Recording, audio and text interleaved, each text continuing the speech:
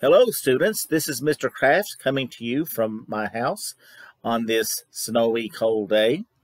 What I want to talk to you about today is solving quadratic equations by completing the square. Now just to refresh our memory, quadratic equations are any kind of equations in the format ax squared plus bx plus c equals 0. And what we've been doing building up to is finding various strategies to solve these. The most basic situation is when you have something like this, x squared plus 5x plus 6, and we've talked about how you solve these by factoring. Reverse FOIL. FOIL, of course, meaning first, outer, inner, and last. So you factor this down. The x squared breaks down to x and x. 6 could be 6 times 1 or 3 times 2. Then you set by the zero product property. You set each of these equal to 0. So x equals -3. And x equals -2. Or if you want to write a pretty little solution set, you get that. Okay, we've talked about that a couple weeks ago or so that's been a while. Then we've talked about special cases where you had something like this, or possibly something like that, where what you factor down to get is actually something times itself.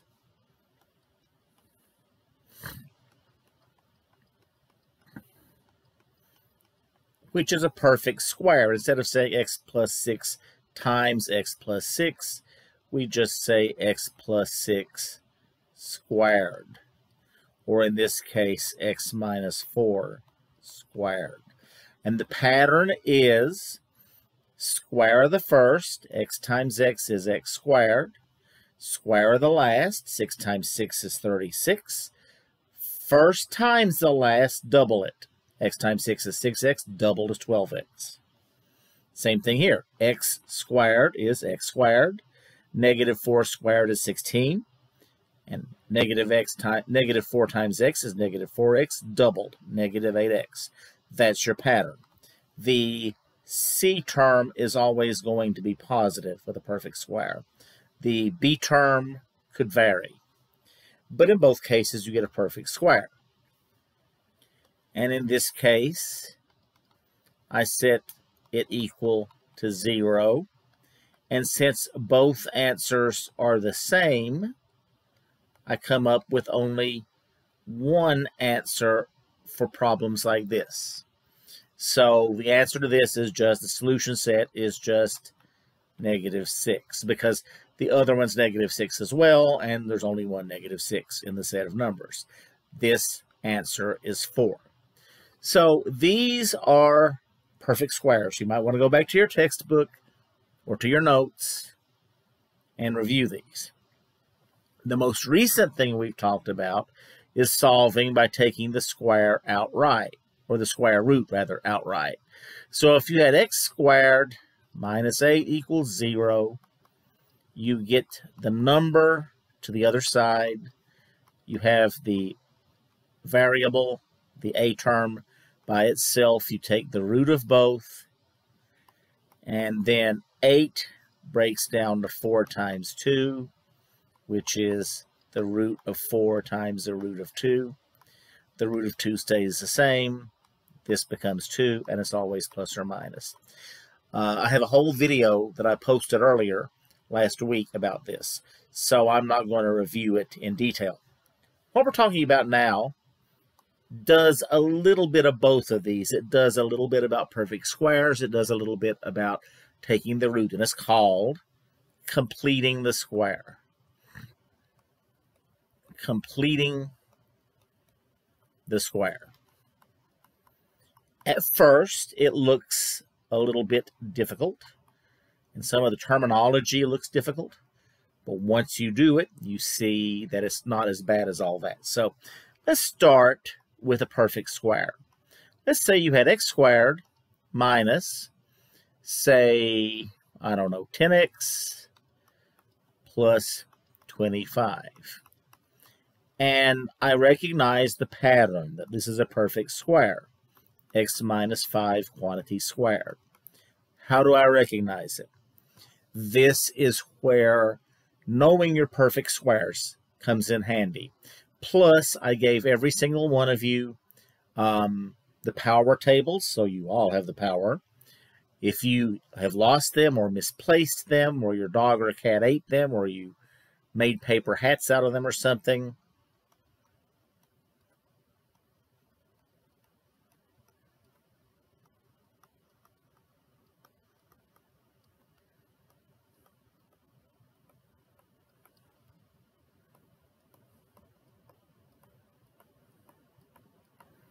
my blog is there. And in fact, I can actually do you better than that.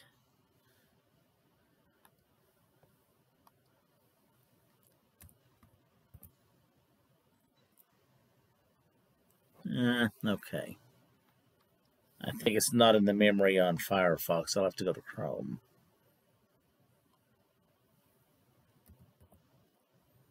There we go. So if you go to the Grove of Academos, which is my blog, you go to General Student Resources, and let's see, right here, Table of Powers, and there you go. So if you don't have your paper with you, and some of you have more than one copy because I've given this out more than once, there's where you find it at. Okay, back to what I was talking about.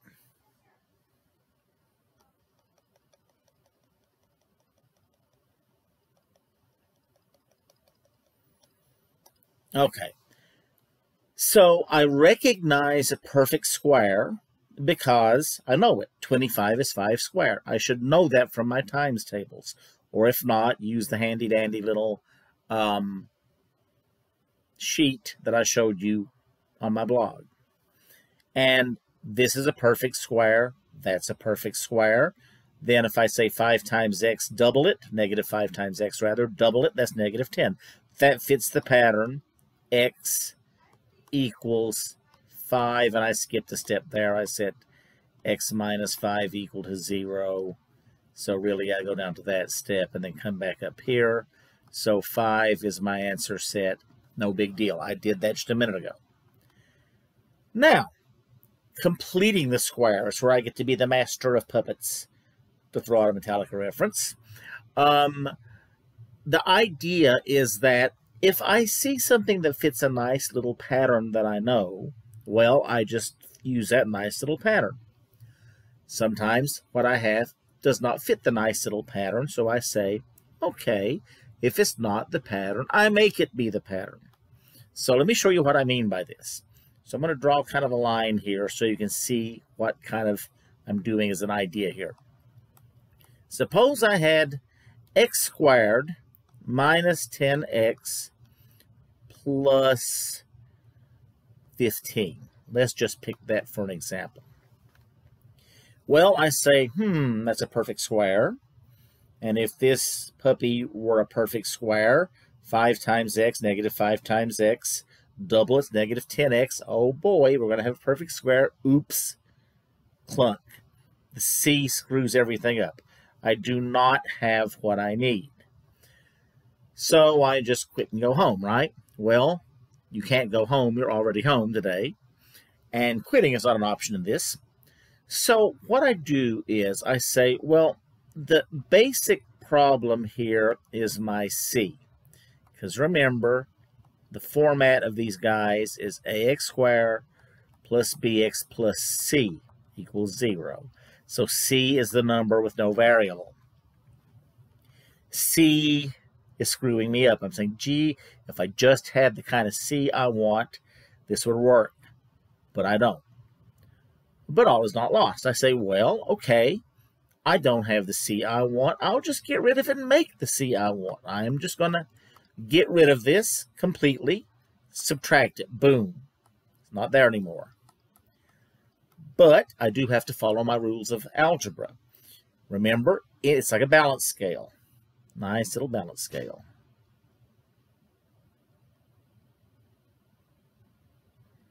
Whatever you do on one side, you better do on the other. So if I subtract 15 over here, I darn well better subtract 15 over there. And this is where we're kind of doing things a little bit differently than we've done in the past. In the past, I've always been kind of fanatic saying you have to have the 0, you have to have the 0, it has to be equal to 0. If it's not equal to 0, get it over to the left, make it be that way. This is different. Now I say, well, if this were just a 25, how do I know a 25? Well, if I were to take this guy and divide it by 2 and square it, because look here, 10 divided by 2, negative 10 divided by 2, is negative 5. And negative 5 squared is 25. So this is the one that already was a proper square. And the way I know it's a proper perfect square is that this guy, if I half it and square it, it gives me back this. Well, so in this case, I've already worked the example on the left, so I know it's 25. But I'm acting like, well, what if I didn't know? I'd say negative 10, half it, which is negative 5, squared gives me 25. And the sign is not really too important in this case, because whether it's positive or negative, it's going to square up and become positive anyway. But you should write it properly. Well, remember, ax squared, a is understood as being 1. I'm going to put the 1 in red so you know that we don't normally write it. Plus bx, b is negative 10, plus c. Well, we got rid of the c. So really what we're doing, we are reverse engineering to make our own c. So I'm going to put this in blue so you can see it's a different color. This is your rule. You say the new c equals b over 2 squared. Now, this confuses people sometimes, the mathematical formula. It's not that hard. It's just common sense. I'm saying, look, let me take this b and half it and square it, just like over here, and that will make me have a perfect square. The proviso I have to say about this, by the way, is that this guy here must be 1. If it's not 1, there's something we do. We'll get to that. So what I do is I've got x squared minus 10x. I've got my brand new sparkly c, so I put my 25 in. And now I've got a nice little square. Perfect square, just like the same thing I've got over here. Except I can't just stick this 25 wherever I feel like. I must put a 25 over here to the right as well. I can't just pull it out of a hat. Balance scale again, right up here. Whatever I do to one side, I must do to the other. So if I put 25 in to give me my nice little spanking new c, I have to do it over there. Well, now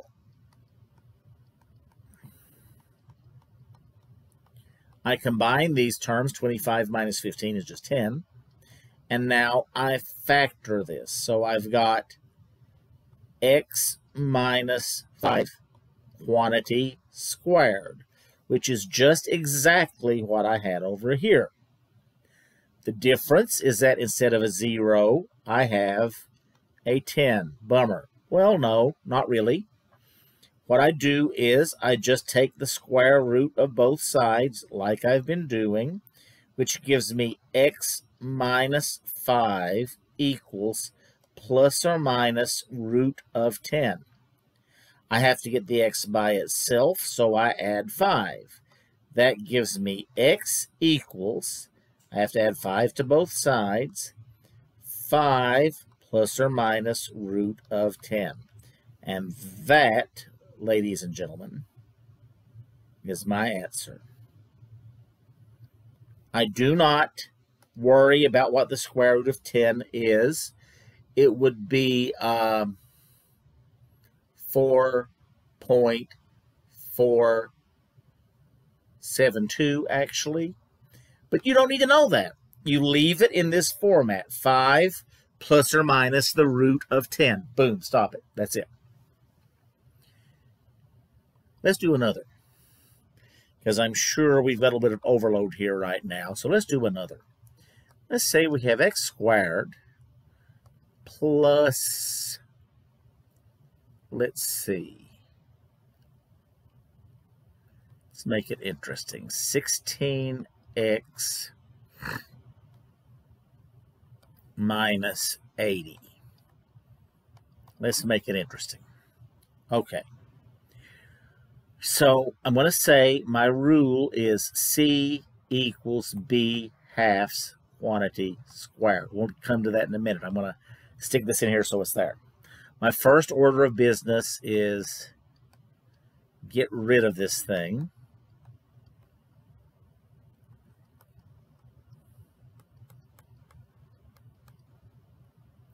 I'm going to leave a little bit of space there. So now what I do is I say 16 halves squared, which is 8 squared, which is 64. So I'm going to stick me a 64 in there for my C. 64 plus 80 is 144. Wow. Wow. The, the archangel of mathematics has spoken to me. Unexpectedly, it came out even. This factors down to x plus 4, x plus 8, sorry, not thinking. Let me make that look nice and neat. X plus 8 quantity squared. Because square of the first, x times x is x squared, square of the last, 8 times 8 is 64. First times last, x times 8, double 16x. Take the square root of both of these so-and-sos, and I get x plus 8 equals plus or minus 12. And I swear, if I had planned this to come out even like that, I never could have made it. Pretty amazing. Get rid of the 8 on both sides, so my final answer is x equals negative 8 plus or minus 12. But I don't stop there, because in this case, I actually can get numerical answers instead of having all those radicals hanging around. So the first case is 8 plus 12, the positive component. Negative 8 plus 12, sorry. Negative 8 plus 12, of course, is 4. That's my first answer. The second component is negative 8 minus 12, which is just negative 20. So the answer set for this guy is negative 20 and positive 4. So that's one example of one that came out nice and even. So if the radical is gone, you figure out each one. Let's do another. So let's say you have 3x squared plus, oh, I don't know. Let me think about it, what I want to do. No, I don't want to do that. 3x squared plus 12x.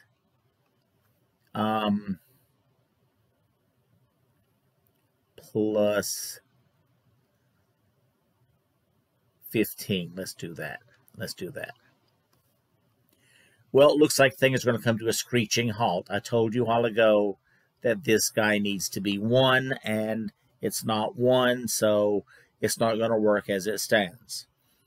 Well, that's okay. It doesn't have to stand that way. What I'm going to do is pull out my GCF. 3 goes into this 3 times, leaves a 1. 3 into 12 is 4. And 3 into 15 is 5. And actually, what I can do at this point is I can divide both sides through by 3. And so I got x squared plus 4x plus 5. And 0/3 is 0. So boom. It's as if the situation never existed. Now, I want to get rid of my c because it's not working. It's not a perfect square. So I'm going to have x squared plus 4x equals -5. Well, my rule again is my new c term is b halves, where b is the exponent, the coefficient rather, on the x term squared. And in this case, it's going to be 4/2 squared, or 2 squared, or 4. So I'm going to have x squared plus 4x plus 4. And then, of course, I must, make that look neater, I must add 4 to the other side as well. So this factors down to x plus 2 squared, which was my motivation for doing this, for making it a square, completing the square. And this gives me a negative. So I take the square root of both sides. Leaves me x plus 2, because the square root cancels out the square, the parentheses drop.